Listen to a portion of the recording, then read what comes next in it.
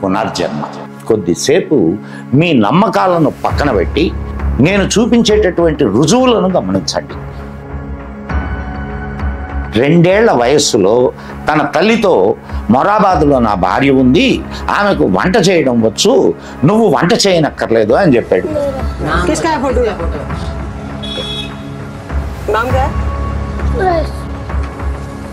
తనకు పెరుగు తినడం ఇష్టం లేదని, నీళ్లలో మునగడం అంటే భయం అని చెప్పేవాడు.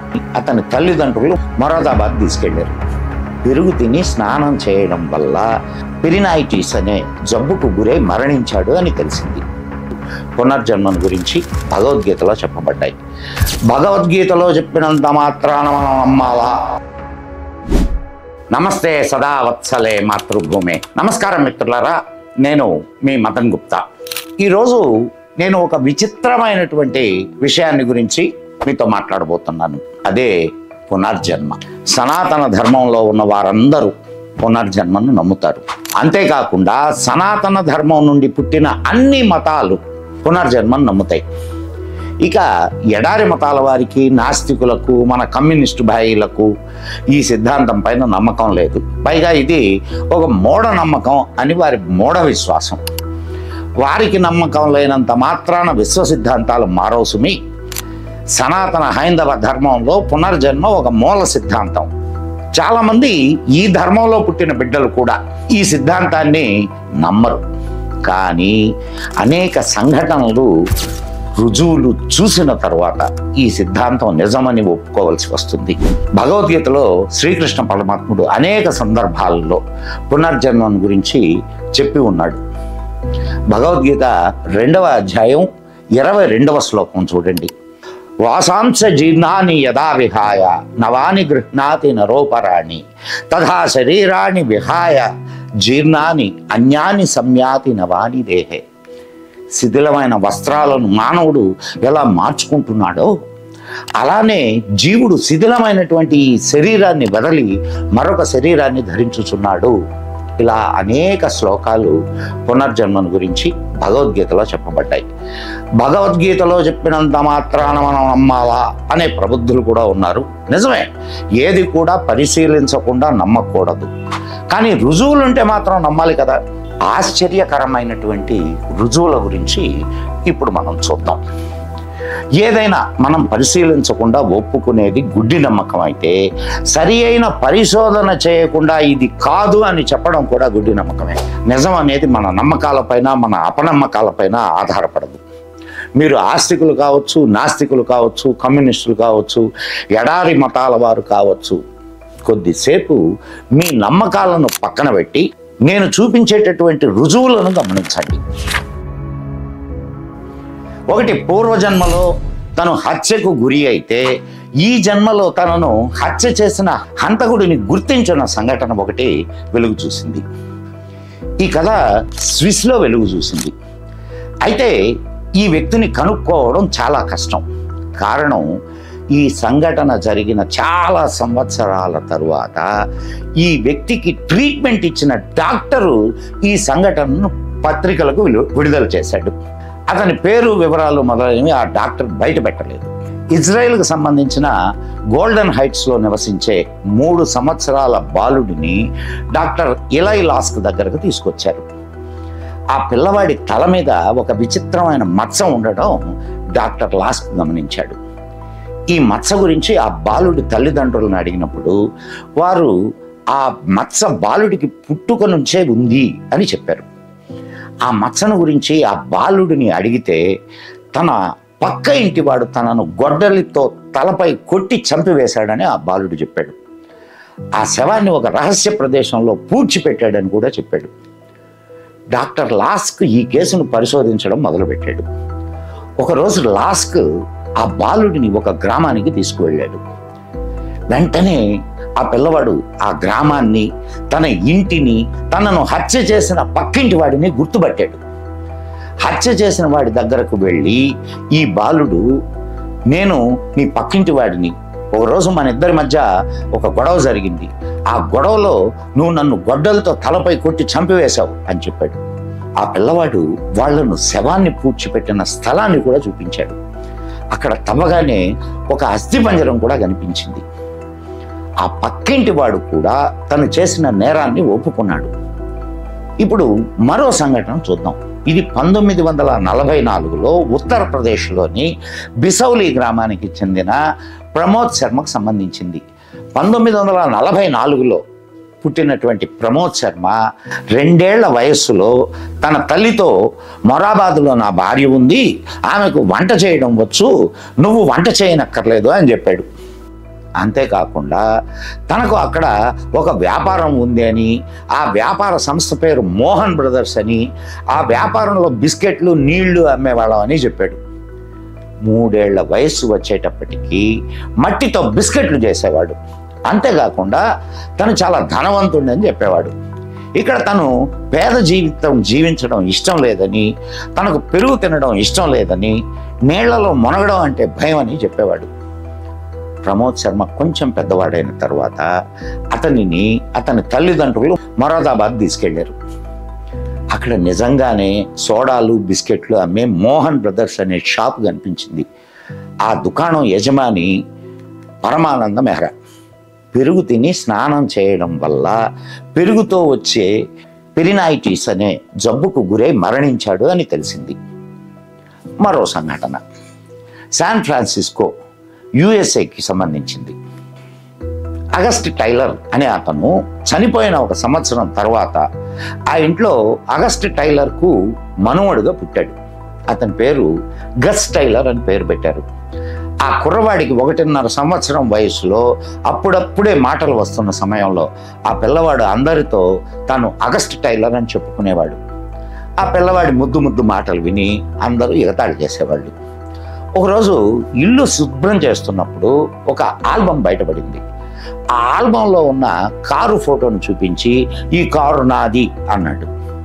అది అగస్ట్ టైలర్ మొదటి కారు. ఆ కారు అంటే అగస్ట్ టైలర్ చాలా ఇష్టం. ఇంట్లో ఉన్న వాళ్ళందరూ చాలా ఆశ్చర్యపోయారు. అప్పుడు గస్ టైలర్ చిన్న పిల్లలు స్కూల్ యూనిఫామ్లో ఉన్న మరో ఫోటో చూపించారు. ఆ ఫోటోలో గస్ తన చిన్ననాటి అంటే తన తాత చిన్ననాటి ఫోటోను గుర్తించాడు. అందరినీ ఆశ్చర్యపరిచే మరో విషయం గస్ చెప్పాడు. తనకు ఒక చెల్లెలు ఉండేదని, ఆమె చేపగా మారిపోయిందని చెప్పాడు. అప్పుడు అందరి సందేహాలు నివృత్తి అయ్యాయి. అగస్ట్ టైలరే మరలా తన మనుమడుగా గస్గా జన్మించాడు అని నమ్మారు. అగస్ట్ చిన్నప్పుడు అగస్ట్ చెల్లెలను ఎవరో చంపి నదిలో పారవేస్తే అగస్ట్ భయపడతాడని చెల్లెలు చేపగా మారింది అని చెప్పారు. మరో సంఘటన ఢిల్లీలో పుట్టిన శాంతిదేవి. ఆమె 4వ ఏట వరకు కూడా సరిగ్గా మాట్లాడలేకపోయేది. తర్వాత ఆ అమ్మాయిని స్కూల్లో చేర్చారు. ఒకరోజు వాళ్ళ టీచర్తో తను మధురకు చెందినదాన్ని అని, తన పేరు లుగిడి అని, తనకు పెళ్ళై 3 పిల్లలు ఉన్నారని, ఆఖరి సంతానాన్ని కన్న 10 రోజులకు తాను చనిపోయాను అని చెప్తూ ఉండేది. అప్పుడు స్కూల్ టీచర్ అడిగింది, నీ భర్త పేరేంటి అని. అప్పుడు ఆ అమ్మాయి తడుముకోకుండా తన భర్త పేరు పండిత్ కేదార్నాథ్ చౌబే అని తడుముకోకుండా చెప్పింది. ఆ టీచర్ మొత్తానికి వెతికి పండిత్ కేదార్నాథ్ చౌబే ఉన్నాడు అని తెలుసుకుని అతని అడ్రస్ సంపాదించి ఆయనకు లేఖ వ్రాసింది. చౌబే దగ్గర నుండి టీచర్కు తిరుగు జాబు వచ్చింది. దానిలో తన భార్య పేరు లుగిడి అని, తన 3వ కుమారుడు జన్మించిన 10 రోజులకు లుగిడి చనిపోయిందని ఆ జాబ్లో వ్రాసి ఉంది. చాలాసార్లు ఉత్తర ప్రత్యుత్తరాలు జరిగిన తరువాత చౌబే ఢిల్లీ వచ్చి శాంతిదేవిని చూశాడు. ఆమెను పరీక్షించడానికి నేను మీ అన్నను అని అబద్ధం చెప్పాడు. కానీ శాంతిదేవి వెంటనే అతన్ని గుర్తుపట్టింది. Very curious to know whether Shanti had been talking all nonsense or there is truth in it. But when in the morning Kedarnath very openly and clearly stated that I am 100% convinced she is Lugdi. ఈ కథ ఢిల్లీ మొత్తం పాకింది. ఆ తర్వాత ప్రపంచం అంతా తెలిసి చాలా ప్రచారం పొందింది. ఈ విషయం ఎంతగా ప్రచారం పొందింది అంటే శాంతిదేవిని చూడడానికి గాంధీ గారు కూడా వచ్చారు. అంతేకాకుండా గాంధీజీ ఈ విషయాన్ని నిర్ధారించడానికి 15 మందితో ఒక కమిటీని కూడా వేశారు. ఈ 15 మంది శాంతిదేవిని అనేక ప్రశ్నలు వేసి అనేక పరీక్షలు చేసి శాంతిదేవి చెబుతున్నది నిజం అని, ఆమె పునర్జన్మ పొందింది అని నిర్ధారించారు. ఈ సంఘటన ప్రపంచంలో మొట్టమొదటిసారి వెలుగు చూసిన పునర్జన్మ సంఘటనగా నమోదైంది. మరో సంఘటన, ఇది నార్ఫ్లోక్ ఇంగ్లాండ్లో 1906లో జేమ్స్ ఆర్థర్ ఫ్లవర్ డ్యూ నార్ఫ్లోక్లో జన్మించాడు. తన జీవితాంతం తను ఒక కలగంటూ ఉండేవాడు. తను ఒక ఎడారి ప్రాంతంలో ఉన్న ఒక పట్టణంలో తాను ఉన్నట్టు, ఆ పట్టణానికి పక్కనే ఉన్న ఒక కొండను తొలిచి ఒక మందిరం నిర్మించినట్లు కల వెంటాడుతూ ఉండేది. ఒకసారి BBC ఒక డాక్యుమెంటరీ టీవీలో చూపిస్తూ ఉంది. ఫ్లవర్ డ్యూ ఆ డాక్యుమెంటరీ చూసి తాను కలగంటున్న పట్టణం అదే అని గుర్తించాడు. జోర్డాన్కు సంబంధించిన పెట్రా అనే పట్టణానికి సంబంధించిన డాక్యుమెంటరీ అది. ఫ్లవర్ డ్యూ వెంటనే BBCకి ఫోన్ చేసి ఈ విషయం తెలియజేశాడు. BBC వారు ఈ విషయాన్ని ఈ పట్టణం పైన పనిచేస్తున్నటువంటి ఆర్కియాలజిస్టులకు ఇచ్చారు. వారు ఫ్లవర్ డ్యూను అనేక ప్రశ్నలు వేశారు. వారు వేసిన ప్రశ్నలన్నింటికీ ఫ్లవర్ డ్యూ చాలా ఖచ్చితమైన సమాధానాలు ఇచ్చాడు. ఒక సామాన్యమైన వ్యక్తికి ఈ విషయాలు తెలియడం అనేది అసంభవం. ఎందుకంటే ఆ ప్రదేశంలో ఇంకా త్రవ్వకాలు జరుగుతూనే ఉన్నాయి. ఈ పట్టణం గురించి, త్రవ్వకాల గురించి అప్పటి వరకు ఏ పుస్తకము వ్రాయబడలేదు. ఆ తరువాత ఆర్కియాలజిస్టులు ఫ్లవర్ డ్యూను పాట్రాకు తీసుకువెళ్ళారు. ఫ్లవర్ డ్యూ ఒక్కొక్క ప్రదేశాన్ని గుర్తించి దాని పేరేమిటి, అది ఎందుకు ఉపయోగించేవారు అన్ని పూసగుచ్చినట్లు చెప్పాడు. అంతేకాకుండా ఎక్కడ తవ్వితే ఏమేమి బయటపడతాయో కూడా చెప్పాడు. సరిగ్గా ఫ్లవర్ డ్యూ చెప్పిన చోట తవ్వకాలు జరిపిన ఆర్కియాలజిస్టులు ఆశ్చర్యపోయారు. సైంటిస్టులు, ఆర్కియాలజిస్టులు ఫ్లవర్ డ్యూ అక్కడ నివసించాడని, అది అతని పునర్జన్మ అని ఏకగ్రీవంగా ఒప్పుకున్నారు. ఇప్పటికైనా నమ్ముతారా? సనాతన ధర్మం ప్రవచించిన పునర్జన్మ సిద్ధాంతం నిజమైందని. ఈ విషయంలో విశేష కృషి పరిశోధన చేసిన వాడు ఒక కెనడియన్ ప్రొఫెసర్, సైక్రియాటిస్ట్. ఆయన పేరు డాక్టర్ ఇయాన్ స్టీవెన్సన్. ఈయన యూనివర్సిటీ ఆఫ్ వెస్ట్ వర్జీనియాలో తన పరిశోధనలు చేశాడు. ఈయన 40 సంవత్సరాలు ఈ విషయం పైన కృషి చేశాడు. దాదాపు 3000 కేసులని పరిశోధించాడు. ప్రపంచంలోని అనేక చోట్ల తన పరిశోధన కొనసాగించాడు. Asia, America, Europe, middle east దేశాల్లో తన అన్వేషణ కొనసాగించాడు. తన పరిశోధన వివరాలను అనేక పుస్తకాల ద్వారా తెలియజేశాడు. 20 cases suggestive of reincarnation, children who remember their past life మొదలైన అనేక పుస్తకాలు వీరి చేత వ్రాయబడ్డాయి. స్టీవెన్సన్ యూనివర్సిటీ ఆఫ్ వెస్ట్ వర్జీనియాలో సైక్రియాటిస్ట్ విభాగాధిపతి. పునర్జన్మ రహస్యాన్ని ఛేదించడానికి తన పదవికి రాజీనామా చేసి తన పరిశోధన కొనసాగించాడు. చాలామంది చెబుతుంటారు ఆసియా ప్రజలకు పునర్జన్మ పైన నమ్మకం ఉంది కాబట్టి అటువంటి కేసులు ఆసియాలోనే కనిపిస్తుంటాయని వాదిస్తుంటారు. వారికి సమాధానంగా ఆయన European cases of reincarnation type అనే పుస్తకం రాశాడు. ఇందులో యూరప్కు సంబంధించిన అనేక పునర్జన్మ కేసులను గురించి కూడా ఆయన రాశాడు. డాక్టర్ స్టీవెన్సన్ చేస్తున్న పరిశోధన నచ్చి వాషింగ్టన్ పోస్ట్లో పనిచేస్తున్నటువంటి జర్నలిస్ట్ టామ్ ఫ్రోడ్జర్ స్టీవెన్సన్ తోటే ప్రయాణించాడు. అతను స్టీవెన్సన్తో ప్రయాణించిన కారణం వింటే ఆశ్చర్యపోతారు. పునర్జన్మ సిద్ధాంతాన్ని తప్పు అని నిరూపించడానికి ప్రయాణం చేశాడు.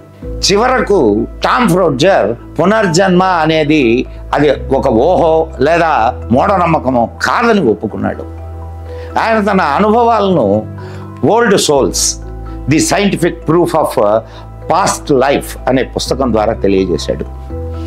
పునర్జన్మకు సంబంధించిన స్టీవెన్సన్, టామ్ ఫ్రోడ్జర్లు పరిశోధించిన కొన్ని కేసులను పరిశీలించి మనం కూడా ఒక తార్కికమైన అవగాహనకు వద్దామా? ఇక్కడ నేను కావాలనే పాశ్చాత్య దేశాలలోని కేసుల గురించే చెబుతున్నాను. ఎందుకంటే పాశ్చాత్య దేశాల వారు పునర్జన్మ సిద్ధాంతాన్ని నమ్మరు కాబట్టి అక్కడ వెలుగు చూసిన కేసుల గురించి చెప్పుకుంటే మనకు బాగుంటుంది.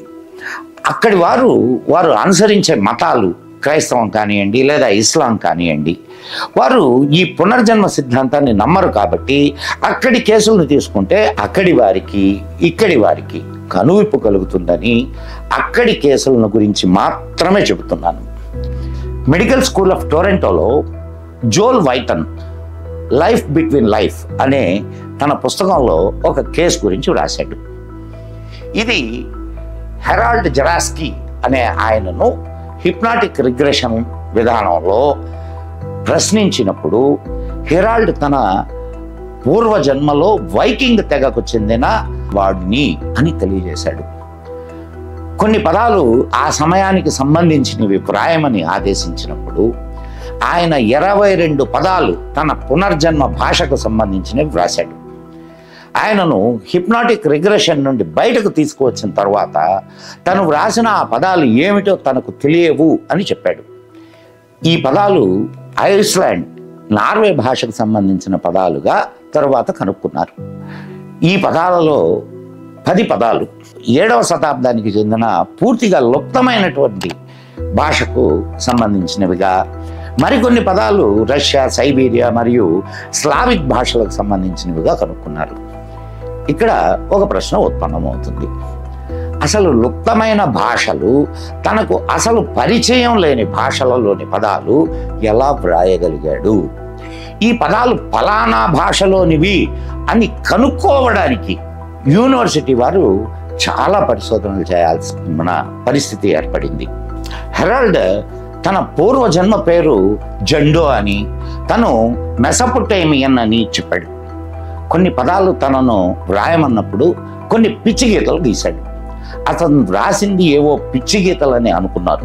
తర్వాత భాషా పరిశోధకులు అవి చూసి అవి క్రీస్తు శకం 226, 651కి మధ్య ఉండి ఇప్పుడు పూర్తిగా లుప్తమైపోయిన సాస్సిండ్ పాల్వి అనే పేరు గల భాషకు సంబంధించినవిగా నిర్ధారించారు.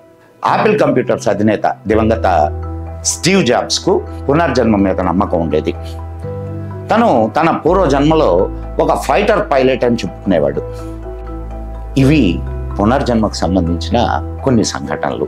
ఇంకా మీకు నమ్మకం కలగకపోతే మరో ఎపిసోడ్లో మరికొన్ని సంఘటనల గురించి మీకు తెలియజేయడానికి ప్రయత్నం చేస్తాను. మిత్రులారా, ఈ వీడియో మీకు నచ్చినట్లయితే మన మదన్ గుప్తా ఛానల్ను వెంటనే సబ్స్క్రైబ్ చేయండి. సబ్స్క్రైబ్ చేయకపోతే బెల్ ఐకాన్ నొక్కండి, షేర్ చేయండి, లైక్ చేయండి. మీ మిత్రులకు కూడా మన మదన్ గుప్తా ఛానల్ను పరిచయం చేయండి. మరో ఎపిసోడ్తో మీ ముందుకు వస్తాను. అప్పటి వరకు సెలవు మరి. జై మా భారతి, జై హింద్. నమస్కారం మిత్రులారా, నేను మీ మదన్ గుప్తా.